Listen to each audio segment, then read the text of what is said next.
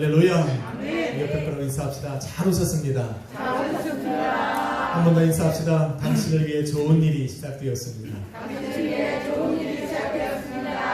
아멘. 제목을 한번 같이 읽습니다. 주님의 의를 구하리. 주님의 의를 구하리. 아멘. 아멘. 삶의 여러 가지 환난과 고난들은 다가옵니다. 나만 겪는 고난이라고 생각하면 안 됩니다. 삶에 일어나는 환난도 종류에 따라 느껴지는 강도가 다릅니다. 특히 마음과 육체를 병들고 쇠하게 하는 환난은 살았으나 죽은 자와 같은 고통을 주기도 합니다.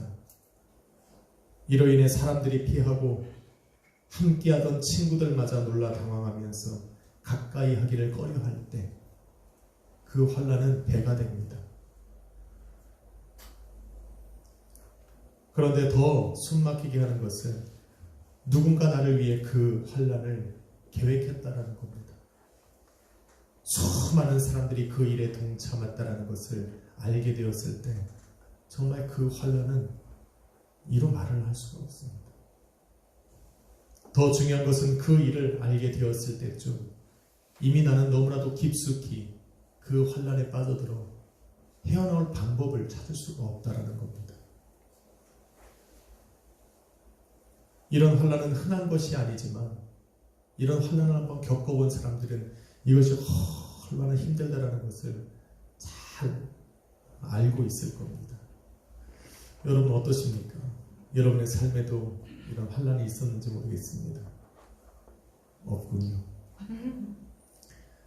지금 다윗은 그런 상황에 처해 있는 겁니다. 다윗이 어떤 상황에 처해 있는지는 알 수 없지만 여호와께 급히 피하고 자신을 건져달라 간청하고 나아가 자신의 인생 전부를 하나님의 손에 맡겨드리는 것을 보면 지금 다윗이 처한 상황은 그렇게 좋지 않다라는 것을, 정말 급하다라는 것을 우리는 알 수가 있습니다. 다윗은 자신이 겪고 있는 환난에 대해서 짧게 기록하기를 11절에 내가 모든 대적들 때문에 욕을 당하고 내 이웃에게서는 심히 당하니 내 친구가 놀라고 길에서 보는 자가 나를 피했다 말합니다. 한마디로 말해서 환난 중에 의지하기가 아무도 없다라는 겁니다. 잘 짜인 판에 버리는 돌이 되어 있더라는 겁니다. 누구 하나 나서서 이 상황을 해결하려고 하지 않고 그렇게 환난 속에 고통받는 자신을 내어버려 두더라는 겁니다.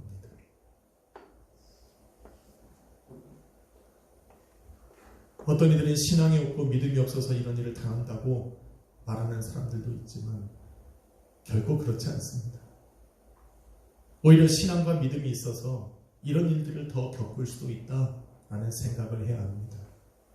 왜냐하면 성경이 이야기하듯이 성도는 세상에 살아가는 동안 세상으로부터 미움과 박해와 또 수많은 모함과 비난을 받기 때문에 그렇습니다. 예수님께서도 이와 같은 일들을 겪으셨습니다. 대제사장들과 바리새인들과 서기관들이 힘을 합쳐서 예수님을 죽이고자 계획을 세웠습니다. 많은 사람들을 동조하여서 거짓 증언을 하게 했고 예수님을 죄인으로 몰아갔습니다. 대제사장들과 헤롯의 법정과 빌라도의 법정을 끌고 다니면서 모든 고난과 고초를 예수님에게 주면서 예수님을 따라다니던 그 사람들을 겁주고 두렵게 해서 그 누구도 예수님 편에 서지 못하게 만들었습니다. 한마디로 다 겁을 먹고, 그래서 그런지 예수님을 박해하던 그 자리에 거짓 증언을 하는 사람들보다 예수님의 능력으로 치료함을 받고 기사와 표적을 경험하고 예수님의 입에서 나오는 그 하나님의 나라의 엄청난 진리를 듣고 믿고 따랐던 사람들이 더 많았음에도 불구하고 그 어떤 사람도 예수님의 편을 들지 않았습니다. 두렵거든요. 심지어 이들 중에는 주님께서 택하신 제자들도 있었고 예수님을 따라다니던 사람들도 많이 있었습니다. 그런데 고난을 당하는 현장에 이들은 없었어요. 그 누구도 예수님을 모함하여 죽이려 하는 자들에게 의문을 제기하지 않았어요. 반문하지 않았어요. 오히려 이들 중에는 십자가에 달리신 예수님을 바라보면서 많은 사람을 구원한 자여, 이제는 너 자신을 한번 구원해보라 라고 비웃으면서 십자가 아래서 예수님을 바라보던 사람들이 더 많았습니다. 예수님을 가장 가까이에서 보고 함께 동행하고 다니며 그의 능력과 권세를 체험하고 살았던 제자들은 어떻습니까? 이들은 다를 줄 알았는데 고난한 십자가에서 무기력하게 죽어가는 예수님을 보면서 당황하고 놀란 겁니다. 그래서 제 살 길 찾아 다 도망가 버립니다. 이런 상황 속에서 주님이 무엇을 택하셨을까? 무엇을 택해야만 할까? 여러분 같으면 뭘 택하시겠냐는 거예요. 예수님께서 택하신 것은 자기의 영혼을 아버지께 부탁하는 겁니다. 누가복음 23장 46절에 보니 아버지여 내 영혼을 아버지 손에 부탁합니다 라고 하고 숨을 거두셨어요. 가장 힘들 때에 있었습니다. 한참 사역을 잘하다가 큰 교회로 연합해서 합쳐져서 후임으로 들어갔는데 똑같은 상황을 겪었어요. 잘렸죠. 쫓겨났다는 얘기예요. 쉽게 말해서 거창하고 유창한 말로 해봐야 소용없습니다. 여하튼 투표에서 쫓겨났어요. 큰 교회에 부임해 갈 때만 해도 많은 사람들이 전화해서 진짜 하나님 은혜다, 복받았다 했던 사람들이 한 사람도 전화 안 합니다. 전화하는 사람들이 전부 다 보내면 아유 마음이 어떠냐, 그때 뭐를 하면 될까? 집 밖에도 나갈 수 없고 사람들하고 전화를 또 할 수도 없어요. 그래서 한 것이 아파트 거실에 모여서 인서와 상호를 데리고, 그래도 저를 따라다니던 피아노 치는 자매 한 명, 그렇게 4명이서 예배를 드렸어요. 죽어라 예배를 드렸어요. 지금하고 똑같이 예배를 드렸어요. 왜? 그냥 하나님 손에 부탁하는 것밖에 없어요. 그때 예수님의 이 심령을 알겠다.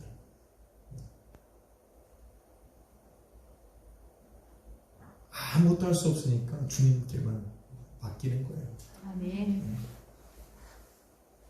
사실 이것이 예수님께 십자가를 지게 하신 하나님의 본래의 뜻입니다. 그래서 십자가의 길을 가로막는 베드로의 선동에 예수님께서는 말씀하시는 거예요. 사단아 내 뒤로 물러가라. 너는 나를 넘어지게 하는 자다. 내가 하나님의 일을 생각지 않고 도리어 사람의 일을 생각하는구나 라고 말씀하셨어요. 책망하셨어요.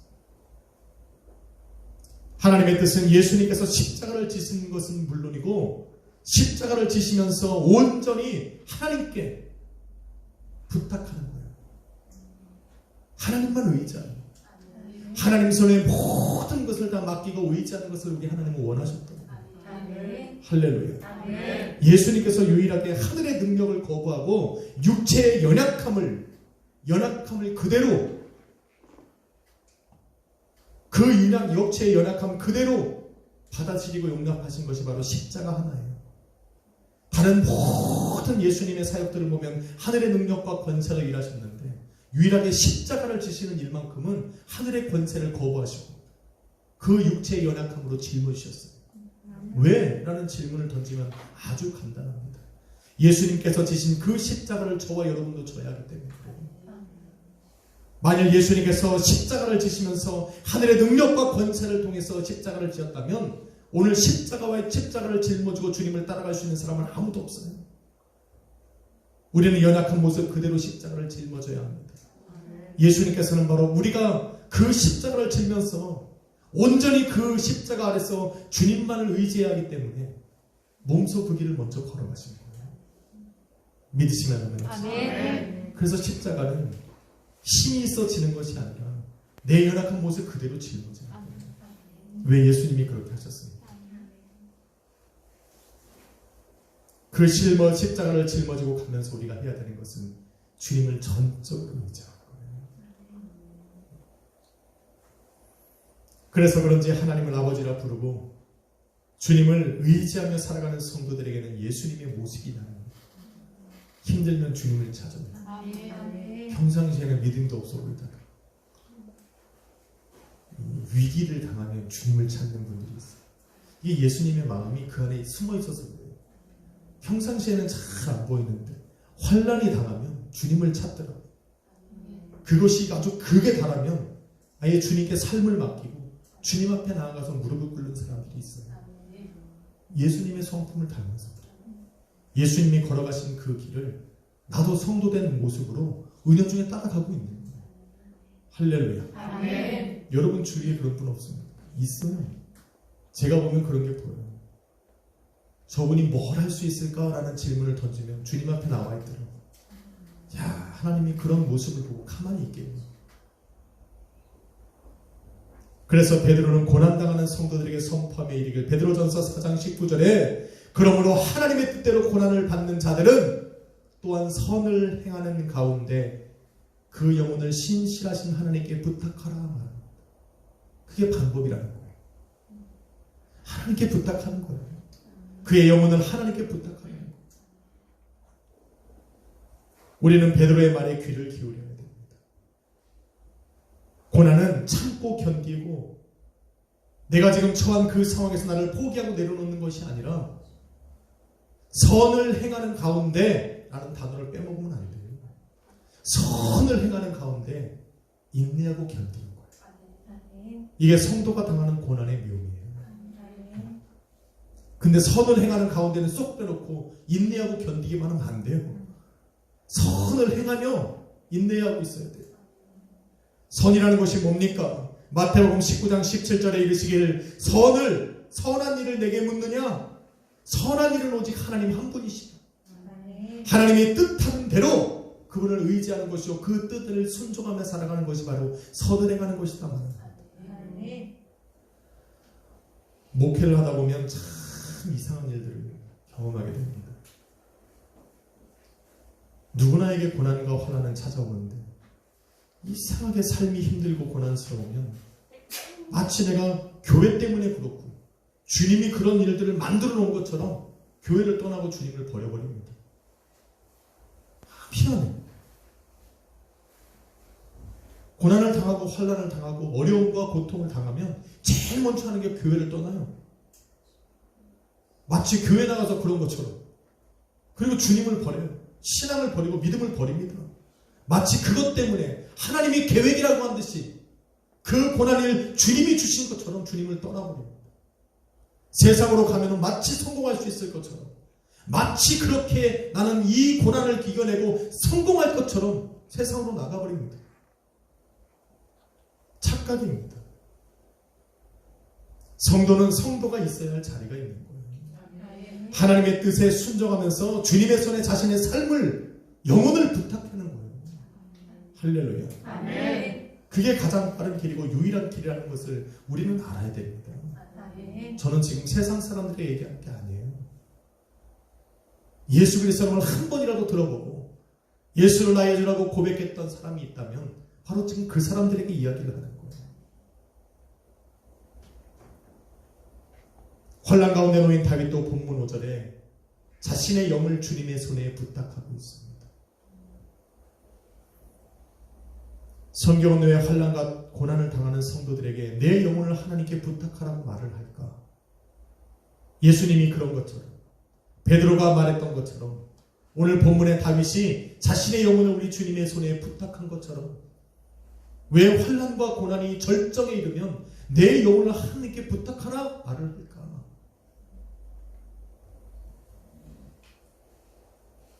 영, 사람들이 일반적으로 말하는 마음, 생각에 말하는 네페시가 아니에요.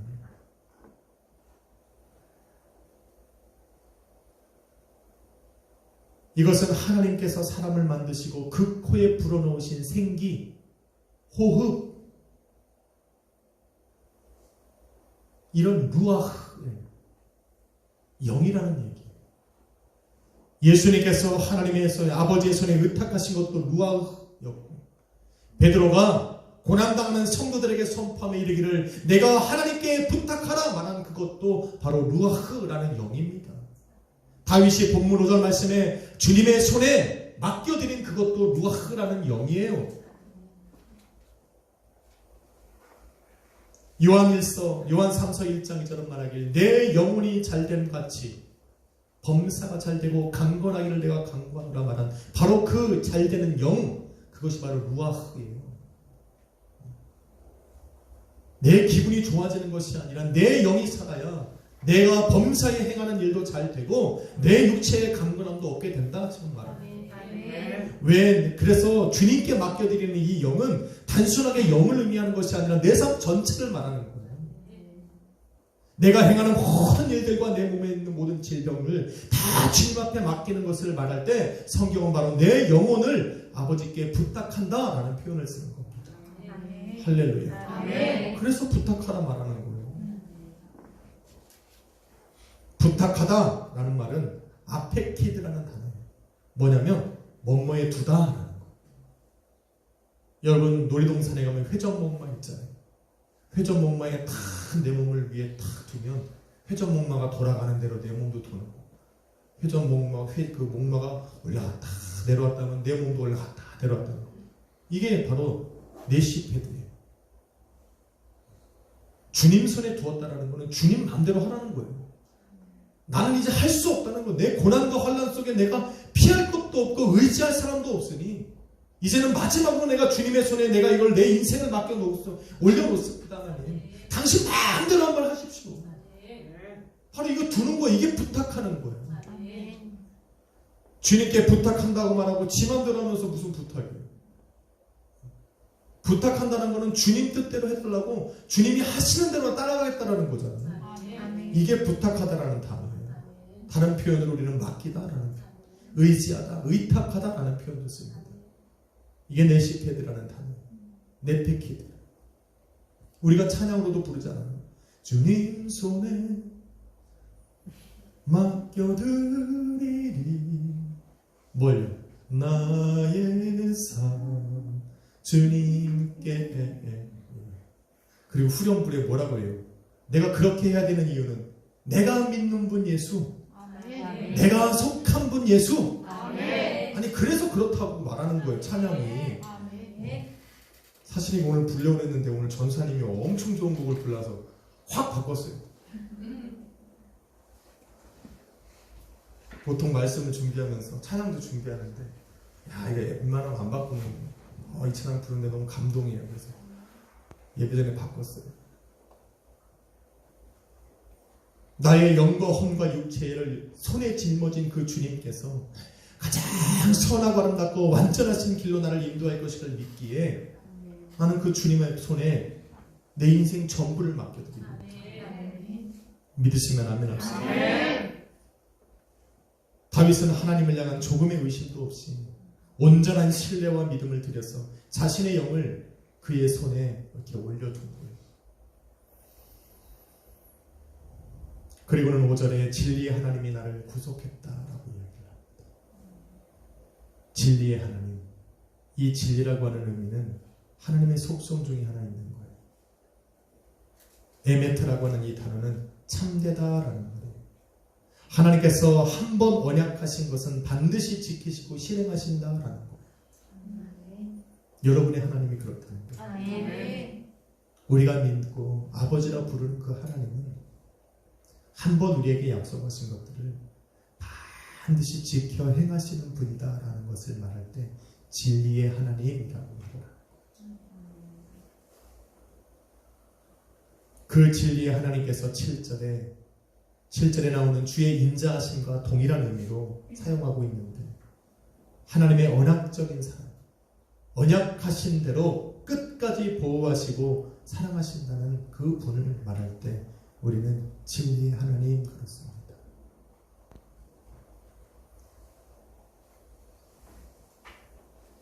그런데 7절로 8절에 보니 그 진리의 하나님께서 나의 곤란을 감찰하시고 환난 중에 있는 내 영혼을 아셨다 말을 합니다. 중요한 단어가 두 개입니다. 감찰하다와 아셨다라는 단어예요. 감찰하는 것은 대충 하는 게 아니라 조사하고 바라보시고 선악간에 직접 확인하신다라는 의미가 감찰하다라는 단어입니다. 아셨다라고 하는 단어는 야다입니다. 대충 아는 것이 아니라 모든 것을 완전히 꿰뚫어 하신다는 의미예요. 주님께서는 나를 직접 보고 조사하시고 선악간에 판단하사 내 걸어온 모든 것들을 우리 하나님이 완전히 꿰뚫어 아신다라는 말이에요. 여러분 창세기 18장에 보면 소돔과 고모라 성을 감찰하러 가시는 하나님을 보여줍니다.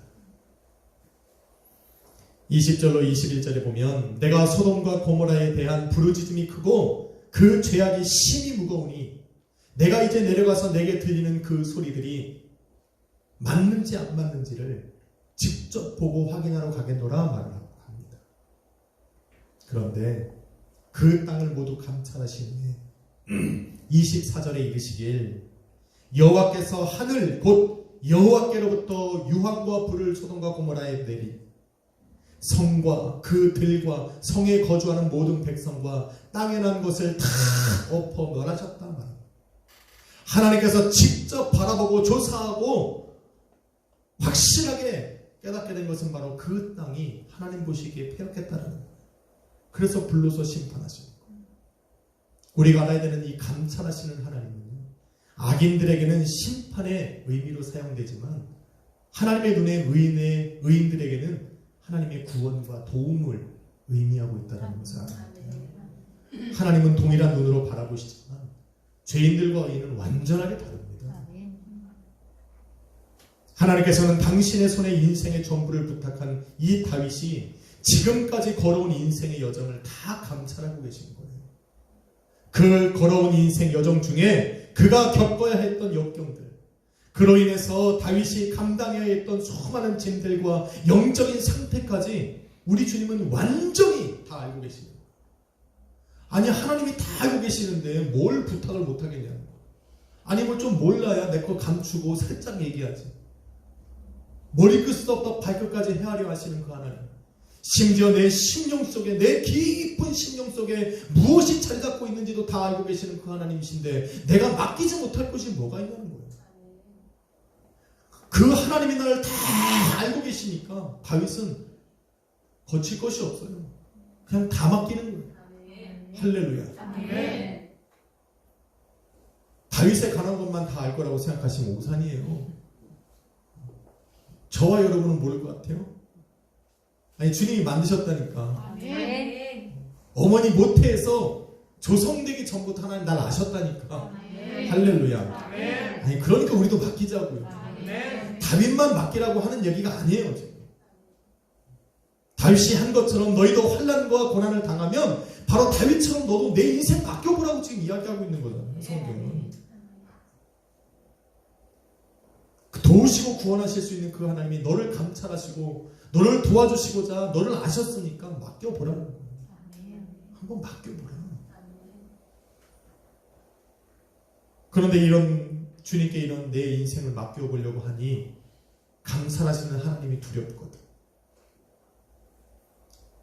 하나님 앞에 비춰진 내가 혹여나 죄인으로 발견된 것들, 내 숨겨진 죄악이 나로 하여금 하나님의 시선 앞에 죄인으로 발견되게 하지는 않을까 염려스럽습니다. 그런데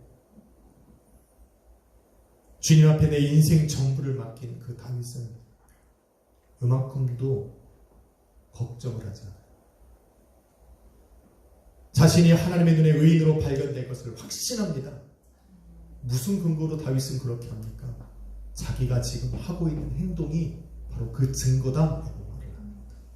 다윗은 뭐를 합니까? 1절에서는 주님께 피했고 5절에서는 주님의 손에 자신의 영을 부탁했고 31편 전체를 보니 지금 주님께 자신이 부르짖고 있더라는 거예요. 이것은 하나님께 의로운 자녀라는 확신을 갖지 못하면 행하지 못하는 일들이에요.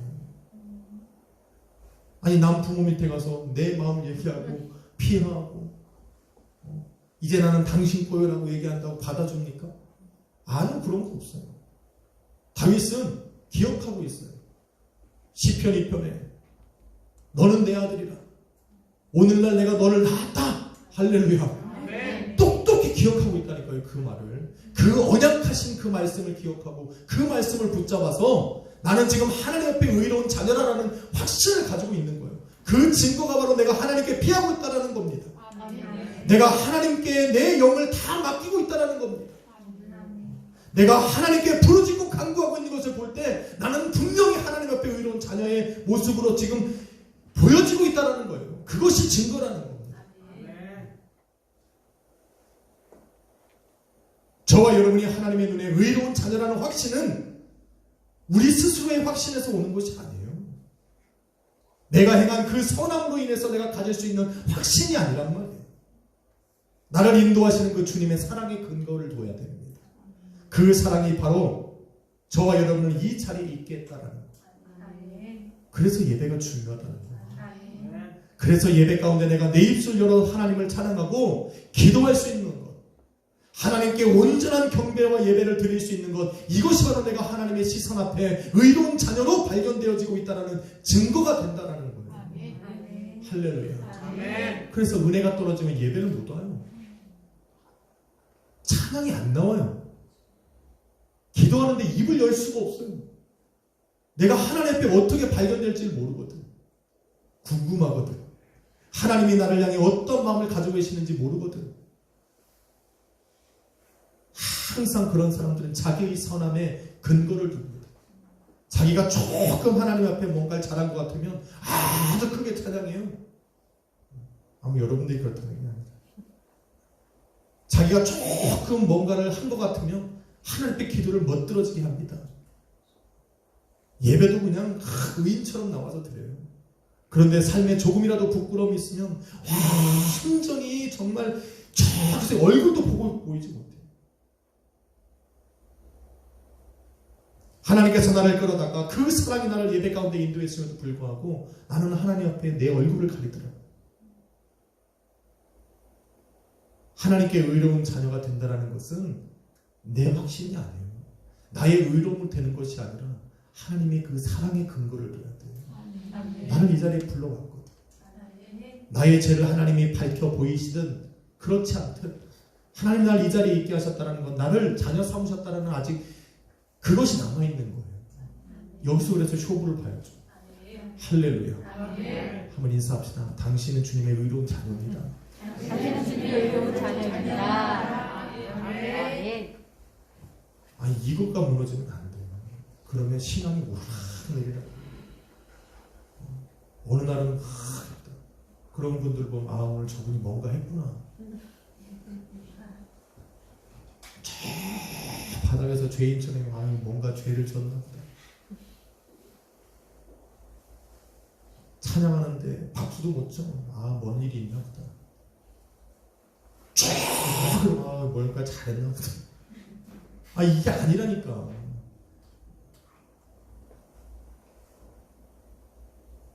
내가 하나님의 시선에 의롭게 보이는 것은 하나님 나를 감찰하시는, 그래서 나를 도움의 손길로 구원하시는 의미로 나를 바라보신다는 확신을 가지려면 내가 지금 있는 자리, 내가 지금 주님 앞에 행하고 있는 그 모습이 증거가 되어야 됩니다. 할렐루야. 아멘. 나로 예배케 하시는 하나님, 나로 찬양하고 기도케 하시는 하나님, 아직도 내게 관심이 있는 거예요. 나를 불러다가 예배 자리에 놓은 것은 내가 드리는 예배를 받으시겠다는 거예요. 아벨이 드린 제사처럼, 모리아 산에서 이삭을 드리며 드렸던 그 아브라함의 의로운 제사처럼, 베델에서 돌베개 차고 자던 그 돌을 들어다가 여호와의 제단을 쌓았던 야곱처럼, 시온산 저 높은 곳에 세웠던 그 장막 안에 들어가 드렸던 다윗의 제사처럼 하나님이 받으시겠다 말한 거 아니에요. 하나님께서 받으실 만한 예배를 드리는 그 의로운 자녀로 나를 부르셨기에 내가 지금 이 자리에 나와 있는 거잖아요. 그러니까 이것이 내게 확신이 되었죠. 할렐루야. 아멘. 그래서 예배 자리에 있는 한 우리는 주님의 시선에 거룩하고 의로운 자녀라는 확신을 가져야 돼요. 그래야 찬양도 나오고, 그래야 기도도 드릴 수 있고, 그래야 하나님께 내 삶을 맡겨드릴 수도 있어요. 다윗은 이제 하나님의 의로운 자녀됨을 인하여서 그것을 힘입어서 좀 더 깊은 마음의 이야기를 주님 앞에 꺼내놓습니다. 이제 그럴 만한 관계가 되었다라는 거예요. 사실 마음이 통하지 않으면 내 속 얘기 못하잖아요. 가정에서도 부부하고 자녀가 마음 터놓고 이야기하면 건강한 가정이에요. 성도와 목회자가 마음을 털고 이야기하면 건강한 교회, 건강한 신앙생활하고 있는, 내 삶의 고난을 이야기할 수 있고 기도를 부탁할 수 있는 거, 건강한 신앙하고 있는 거예요.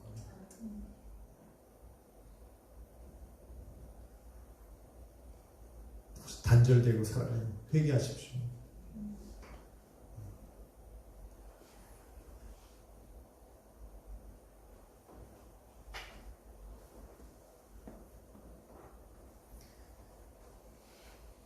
다윗은 하나님의 의로운 자녀가 되었다는 것을 힘입어서 자신의 속에 있는 모든 것들을 다 주님 앞에 고백하기 시작합니다.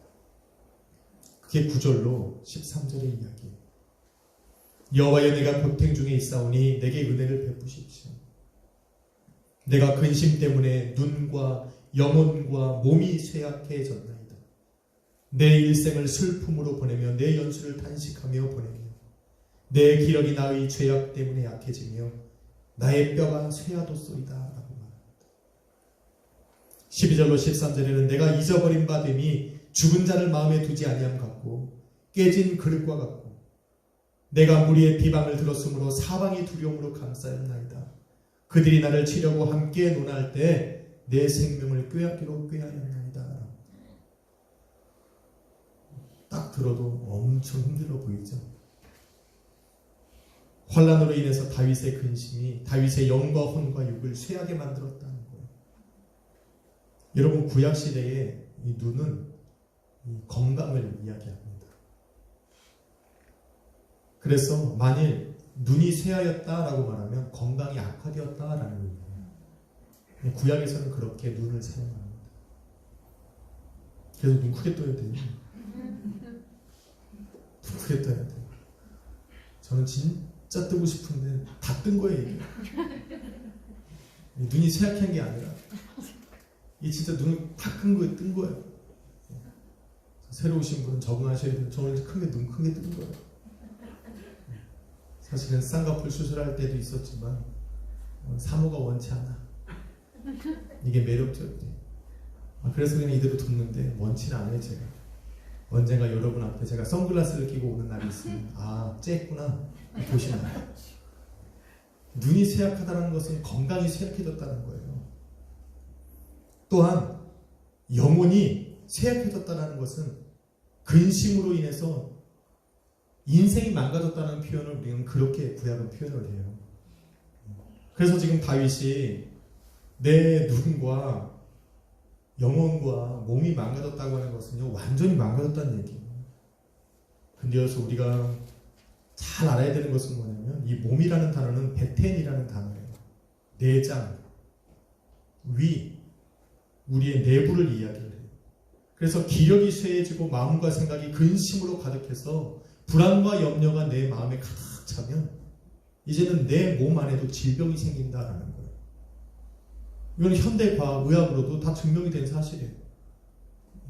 이 마음의 근심이 꽉 차고 염려와 불안이 차면 이것이 극에 달하면 이게 생각만 좌우하는 것이 아니라 내 몸에도 질병이 생기더라는 거예요. 영향을 줘서.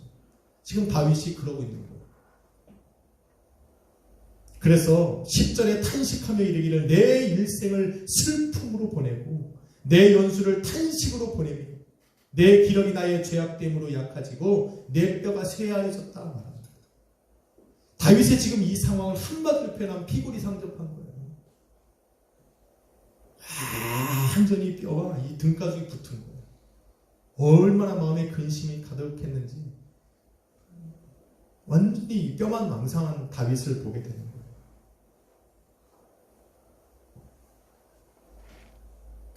내 일생이 슬픔으로 보내다. 이 보내다라는 것은 원어의 의미는 끝나다라는 거예요.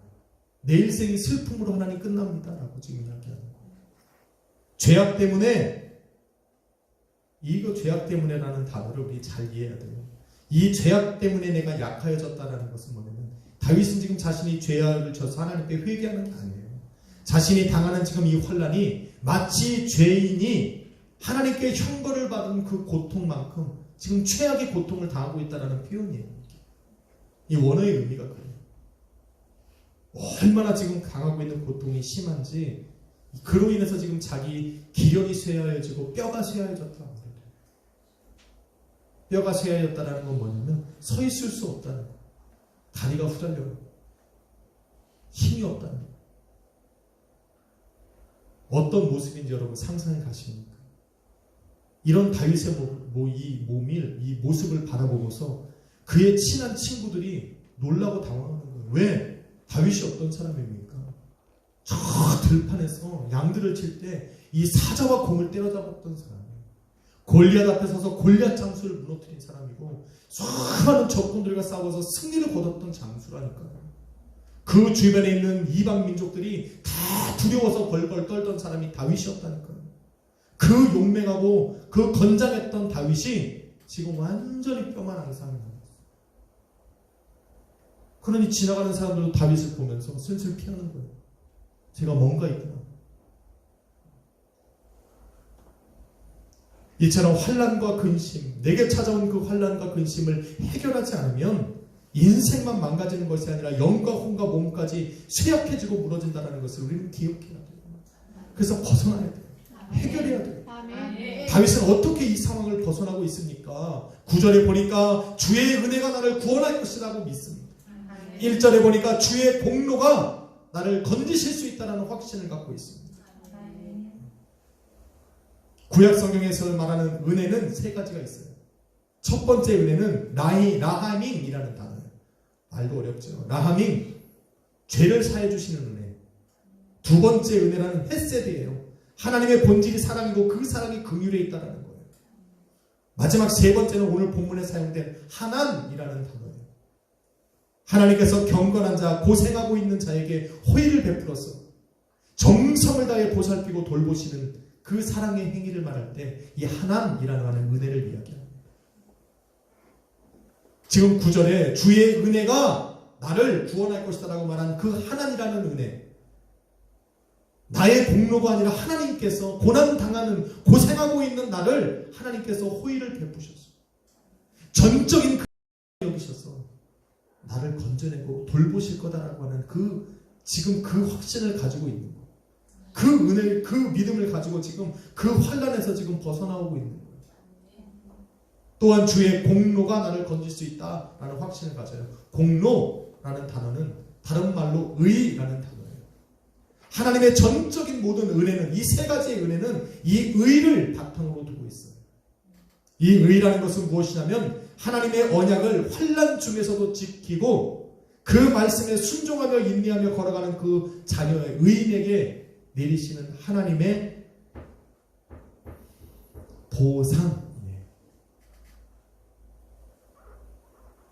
이해가 되셨는지 모르겠어요. 하나님께서는 죄를 사해 주시고 긍휼을 베푸시고 호의를 베풀어서 정성 다해 보살피고 돌보시는 그 근거가 어디 있냐면 바로 하나님의 언약을 붙들고 그 안에서 인내하며 살아가는 의인에게 하나님께서 베푸시는 공의한 공정한 판단과 보응이라는 거예요. 이게 하나님의 의예요. 구약이 말하는 의. 지금 다윗이 의지하고 있는 그 하나님의 의. 그래서 다윗은 하나님의 그 언약을 붙들고 있어요. 마지막 하나님 그 언약을 붙들고 끝까지 그것을 붙들고 그 안에서 내가 머물고 떠나지 않으려고 하고 있는 거예요.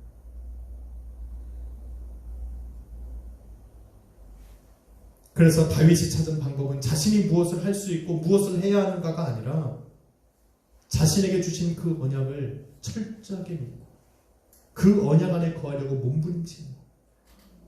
그 언약을 붙들고 하나님의 말씀에 순종하면서 인내하고 기다릴 때 하나님이 그런 다윗에게 다윗을 긍휼히 여기사 그의 은혜로 이끌어 가신 것을 지금 의미하고 할렐루야. 아멘. 이러한 주님의 긍휼과 의를 힘입기 위해서 성도가 해야 하는 것은 기도입니다. 아멘. 다윗도 그래서 저와 여러분이 읽은 본문 14절로 24절을 기도로 마무리하고 있는 거예요. 14절로 18절은 주님의 은혜와 의를 힘입기 위해서 드린 다윗의 기도입니다. 저는 그래서 한번 다시 읽어보려고 해요. 14절로 18절 같이 한번 읽어봅시다. 시작. 여호와여 그러하여도 나는 주께 의지하고 말하기를 주는 내 하나님이시라 하였나이다. 나의 앞날이 주의 손에 있사오니 내 원수들과 나를 핍박하는 자들의 손에서 나를 건져 주소서. 주의 얼굴을 주의 종에게 비추시고 주의 사랑하심으로 나를 구원하소서. 여호와여 내가 주를 불러싸우니 나를 부끄럽게 하지 마시고 악인들을 부끄럽게 하사 스올에서 잠잠하게 하소서.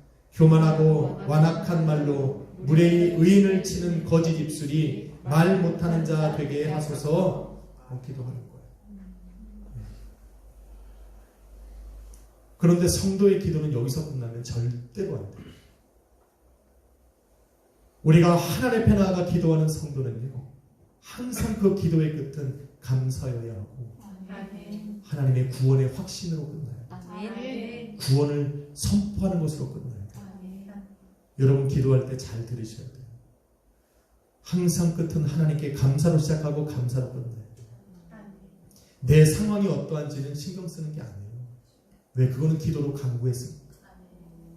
기도를 마지막으로 아멘을 하기 전에는 항상 내 입술에는 감사와 구원의 확신의 선포로 들어가야 돼요. 왜? 입술이 권세가 있어서. 아멘. 입술이 부정하면 말한 대로 돼요. 항상 불평과 원망이 가득하고 핑계로 가득하면 인생이 그래요. 그러니까 우리는 항상 감사해야 돼요. 아멘. 세상 사람들도 긍정의 힘이라는 책을 좋아하는데 우리 예수 그리스도를 믿는 사람들은 더 부정한 입술을 가지면 안 돼요. 환난 때도 하나님의 언약을 붙들고 요동치면 안 돼요. 성도가 있어야 할 그 자리에 있어요. 아멘. 할렐루야. 아멘. 다윗이 그런 것처럼. 그래서 다윗이 이제 이 시편을 마지막으로 이 마침표를 찍으면서 이제 감사와 구원의 확신을 선포합니다. 그게 19절로 24절이에요. 같이 한번 읽어봅시다. 시작. 주를 두려워하는 자를 위하여 쌓아두신 은혜 곧 주께 피하는 자를 위하여 인생 앞에 베푸신 은혜가 어찌 그리 큰지요. 주께서 그들을 주의 은밀한 곳에 숨기사 사람의 꾀에서 벗어나게 하시고 비밀이 장막에 감추사 말 다툼에서 면하게 하시리이다. 여호와를 찬송할지어다. 견고한 성에서 그의 놀라운 사랑을 내게 보이셨으니로다. 내가 놀라서 말하기를 주의 목전에서 끊어졌다 하였사오나 내가 주께 부르짖을 때에 주께서 나의 간구하는 소리를 들으셨나이다. 너희 모든 성도들아 여호와를 사랑하라.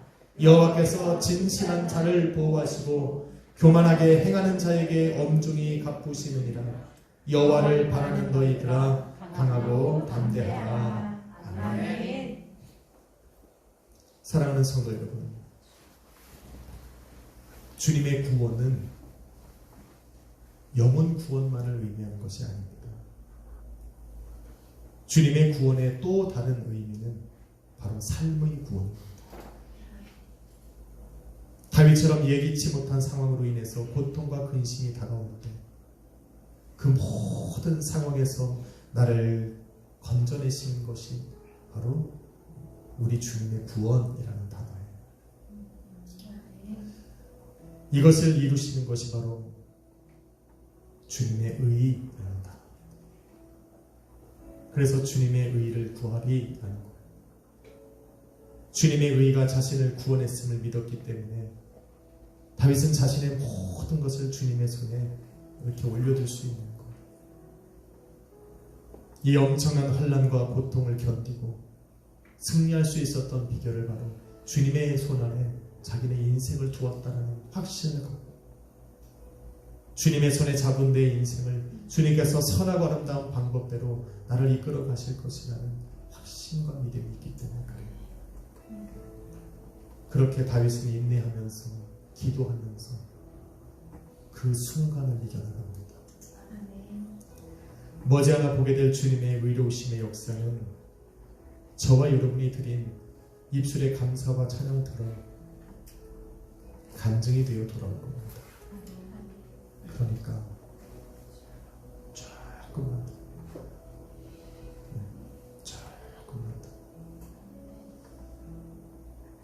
다윗처럼 우리가 인내하면서 주님의 그 선하심을 행하며 기도의 자리에 머무는 것,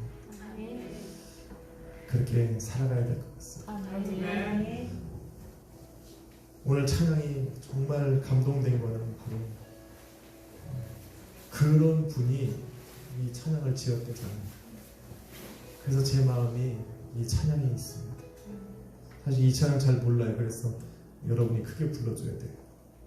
선한 능력으로 순교하신 분이 순교의 자리에 마지막에 가면서 이 찬양을 지어 불렀다고 하네요. 아마 다윗처럼 환난을 당하는 우리 성도들, 다윗처럼 마치 내가 살았지만 죽은 자와 같이 살아가지 않을까.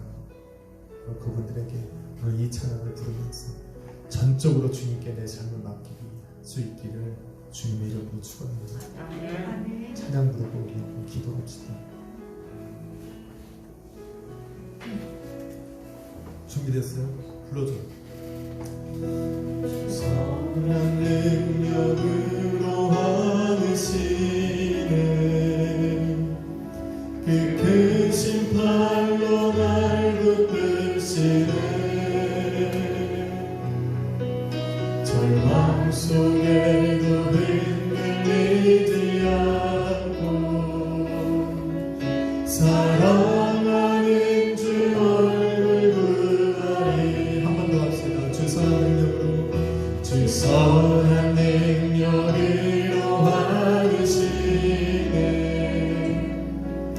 그 크신 팔로 날 붙드시네. 절망 속에도 흔들리지 않고 사랑하는 주 얼굴 구하리. 이전합시다. 이전의 괴로움, 이전의 괴로움 날 헤웠사고 고난의 길을 걷는다 해도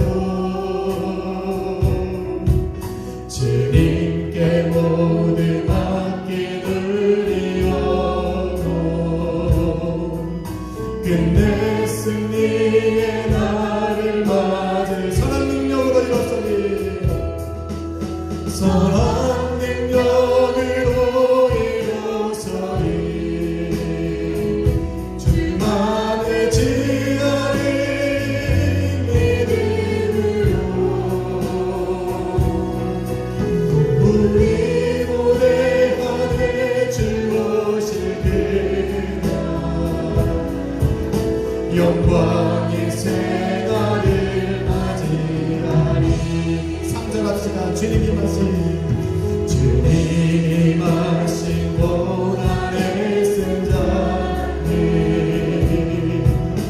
우리도 감사하며 받으리. 주님의 남은 고난 채워가며 예수와 복음 위에 살리라. 아멘. 선한 능력으로 일어서리. 주만의 지혜를 믿음으로 우리 무대 안에 주 오실 그날